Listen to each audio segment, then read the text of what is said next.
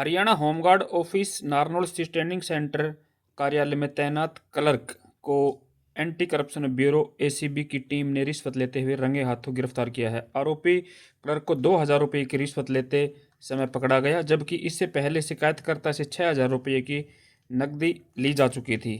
कुछ दिन पहले भी आरोपी द्वारा 8,000 रुपये की रिश्वत ली गई थी। यह कार्रवाई एंटी करप्शन ब्यूरो गुरुग्राम की टीम ने की। शिकायतकर्ता महेंद्रगढ़ के कुरावटा गांव निवासी अशोक कुमार ने एसीबी गुरुग्राम को दी थी। शिकायत में आरोप लगाया था कि होमगार्ड से ड्यूटी लगाने के नाम पर क्लर्क राकेश नियमित रूप से रिश्वत वसूल रहा है। शिकायत की जांच के बाद एसीबी ने जाल बिछाया और नारनौल से राकेश को गिरफ्तार किया।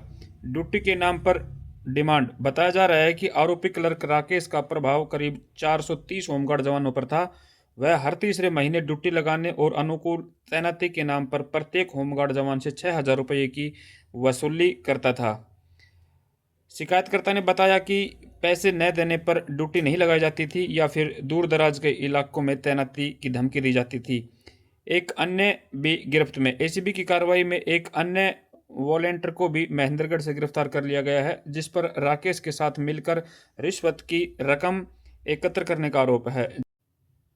जांच एजेंसी अब दोनों से पूछताछ कर रही है और यह पता लगाने का प्रयास किया जा रहा है कि इस पूरे नेटवर्क में और कौन कौन शामिल हैं। पहले भी लग चुके थे आरोप। सूत्रों के अनुसार क्लर्क राकेश पर पहले भी भ्रष्टाचार के आरोप लग चुके हैं। निलंबित होने के बावजूद उसे दोबारा बहाल कर दिया गया था, जिसके बाद उसने फिर से अवैध वसूली का सिलसिला शुरू कर दिया। होमगार्ड राजेश और देशराज ने आरोप लगाया कि राकेश ने अपने परिजनों को भी होमगार्ड में फिट करवा रखा है और सिस्टम का खुलेआम दुरुपयोग कर रहा था। अधिकारियों की भी मिलीभगत। मामले में यह भी आशंका जताई जा रही है कि इस पूरे भ्रष्टाचार में कुछ अधिकारियों की भी मिलीभगत हो सकती है। एसीबी ने संकेत दिए हैं कि जांच का दायरा बढ़ाया जाएगा और जरूरत पड़ने पर संबंधित अधिकारियों से भी पूछताछ की जाएगी। कार्रवाई के बाद होमगार्ड विभाग में हड़कंप मचा हुआ है।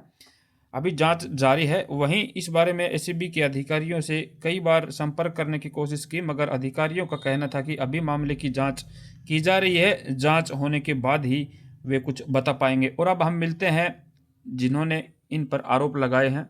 रिश्वत लेने का बताएंगे सर? ये मामला ये था कि ड्यूटी लगाने के अवैध में पैसे लिए जा रहे थे। महेंद्रगढ़ ड्यूटी लगाने के नाम से पीछे से मेरे ख्याल से 10-12 साल से अभी काम चल रहा है। महेंद्रगढ़ जिसकी ड्यूटी लगती है उससे पैसे लेकर ड्यूटी लगाते हैं लोग। हमने पहले भी इसकी शिकायत की थी, 1-2 जवानों ने शिकायत की थी, उसको घर बैठा दिया गया था। लेकिन अब मैंने परेशान होकर काफ़ी दिनों से पैसे दे रहा हूँ। मैं 10 साल हो गए पैसे देते देते। इन लोगों ने इतना भ्रष्टाचार फैला रखा कि ये लोग बोलते कि हमारी ऊपर तक पहुँचा है। और काफ़ी ऐसे जवान हैं जिन लोगों ने पैसे नहीं दिए, उन लोगों को घर बैठा रखा है।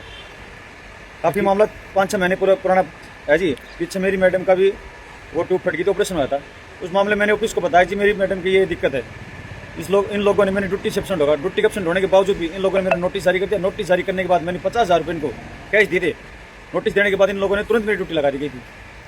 चल रहा है अवैध भर्ती का लगा लो।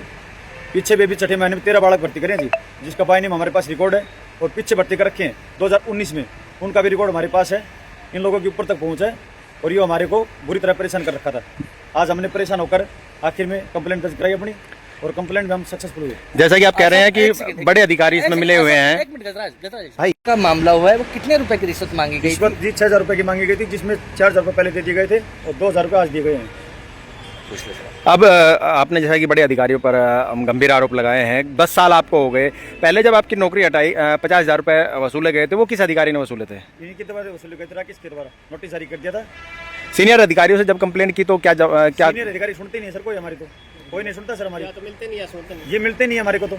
अच्छा अशोक जी, ये बताइए आज इस मामले में कितने लोगों की गिरफ्तारी हुई? आज 2 लोगों की गिरफ्तारी हुई सर। उन दोनों के नाम बताएंगे सर? एक राकेश नाम है और एक सतीश नाम है। दोनों किस पोस्ट पे हैं इस वक्त? सतीश तो मेरे साथ का है जी होमगार्ड में, और राकेश इसको बाबू को कलेक्ट के तौर पर बैठा रखा है। इसको स्पेशल पैसे कलेक्ट करने के लिए बैठा रखा है। इस मामले में अन्य गिरफ्तारियां भी हो सकती है? अन्य गिरफ्तारी हो सकती है सर। काफी लोग इसमें भ्रष्टाचार में जुड़े हुए हैं। ये 2 लोग नहीं, इसके पीछे लंबा चौड़ा है। तो कहने का तात्पर्य है कि कहने का ये तात्पर्य जी पीछे सीएम फ्लाइंग आई थी। आदमी पकड़ा नहीं गया जी, मैंने आदमी जो है ना वो पकड़ा नहीं कहने का गया। तात्पर्य है जी पीछे सीएम फ्लाइंग की रेड हुई थी। सीएम फ्लाइंग ने जांच कर दी थी आगे इसमें अवैध भर्ती कर रखी, उसके बाद भी लोगों की गिरफ्तारी नहीं हुई। इसका मामला तो ये है कि मोटी रकम दी गई इनको और मोटी पहुंचे उनके ऊपर तक की। जब तक कि इतने बालक भर्ती अवैध कर दिए, घर बैठा रखे उन लोगों ने, सीएम लगाई, आरटीआई लगाई, उनका कोई जवाब नहीं आया आज तक। डीजी को पता है इस चीज का, लेकिन सीएम फ्लाइंग ने रिपोर्ट देने के बावजूद भी कोई अरेस्ट नहीं हुआ। कहने का तात्पर्य है कि इस मामले में चैन बंदी हुई है कहीं ना कहीं, ऊपर तक बंदी हुई है सर इसका।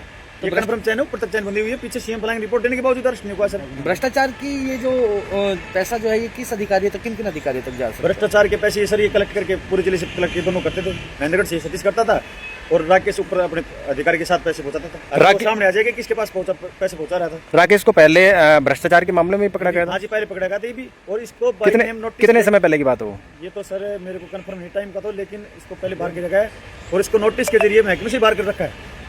कानूनी तरीके से ये महकमे से बाहर है, लेकिन जबरदस्ती इसको पहले पैसे कलेक्शन करने के लिए बैठा रखा है इस जिले में।